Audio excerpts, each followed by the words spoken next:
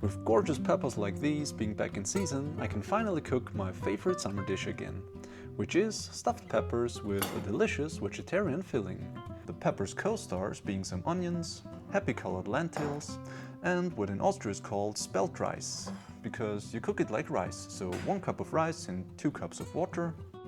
But actually it's not rice, it's simply spelt grains that have been polished a little to make them cook faster. Though you could of course use actual rice or wheat grains or whatever carbohydrates you want to mix your lentils with. But if you want to stay true to my recipe, spelt rice it is. And also of course 2 cups of water from a polka-dotted, slightly rusty mug to accommodate your 1 cup of spelt. Salz means salt. Well, of course, what else would I be adding here? And then in goes the spelt rice right away. I never wait for the water to come to a boil, maybe I should, but I really wouldn't know why, so a quick stir and over to making the filling.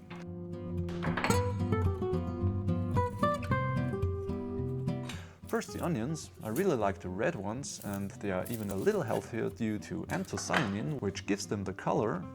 That said, any onion that has a peel easier to remove than this one is even healthier for my temper. In the meantime, the pan can already heat up with some olive oil for the diced onions to go in.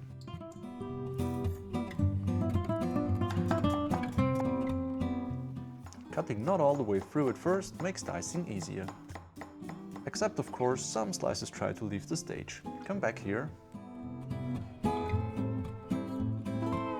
Nobody will ever know.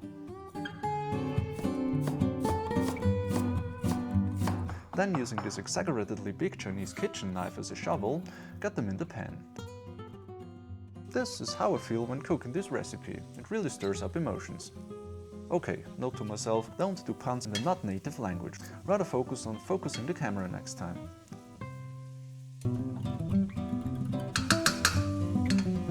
Anyway, right after the onions went into the pan, there comes the signature spice of the whole dish, which is thyme. I adopted this recipe from my lovely wife and she uses a lot, so I'll use a lot of it too. You can also add tomato paste at this point. I usually do it now or a little after the lentils go in. Or if my wife is cooking, not at all, but instead pour some tomato puree, aka passata, over the whole thing later. When the onions have turned translucent but not brown, add some lentils. I never measure the amount, but I like to use different types just because all these colors look just great in the pan. You'll see in a minute.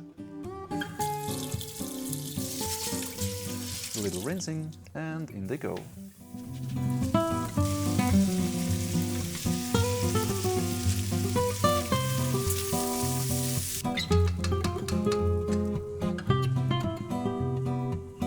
Okay, without the tomato paste it would look even more mood uplifting at that point, but I claim that's still pretty good.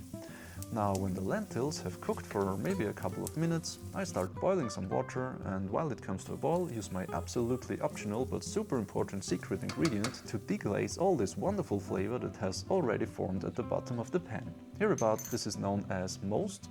It's more or less long fermented apple juice, so I guess you could also use apple cider here. It certainly brings some fruitiness and a wonderful acidity into the dish, making the taste even more complex and delicious. Just a splash and let it simmer for a minute. Doesn't that look amazing? And now the boiling water can go in for actually cooking the lentils.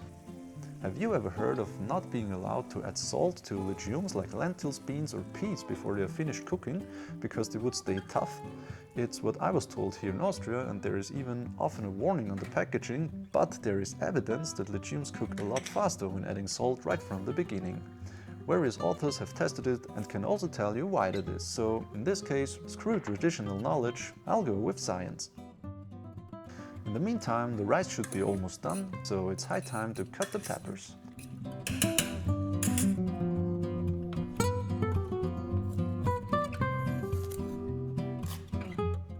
A smaller knife would be a good idea here, but you can of course also do it with a ridiculously big knife, which is what I'm trying to prove here. I also don't know where this orange pepper came from, but as long as it's here, once the peppers are arranged in an oven-proof dish, we're almost there.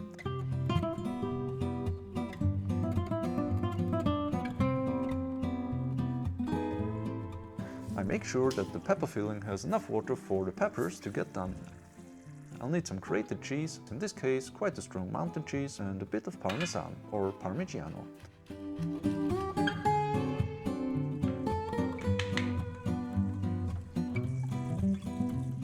When the lentils are done, I add some optional paprika powder and some non-optional pepper. And yes, my pepper mill looks like a baseball bat. Preheat the oven to 180 degrees Celsius or whatever Fahrenheit. You can do that a lot sooner, of course, but again, I usually do not preheat or pre-boil a lot until someone convinces me otherwise. Then I mix the lentil filling and the spelt rice, give it a little stir, and when the consistency is about like this, liquid enough for the peppers to cook in the oven but not too runny, I turn off the stove and pour everything over the peppers.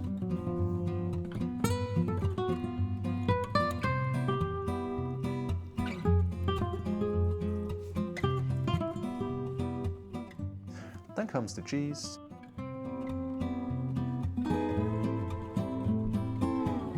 And everything goes into the oven for however long it takes for the cheese to melt or brown to the desired crustiness.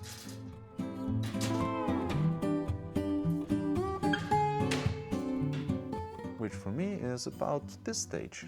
That's one nice thing about cooking without meat, it makes things a lot simpler, and while also not having eggs or flour in there to stabilize the filling and making it rise, which you could do, this is just like I love the flavor and texture of this dish. There is a more detailed recipe in the video description if you want to make this too. If you do, bon appetit and see you next time.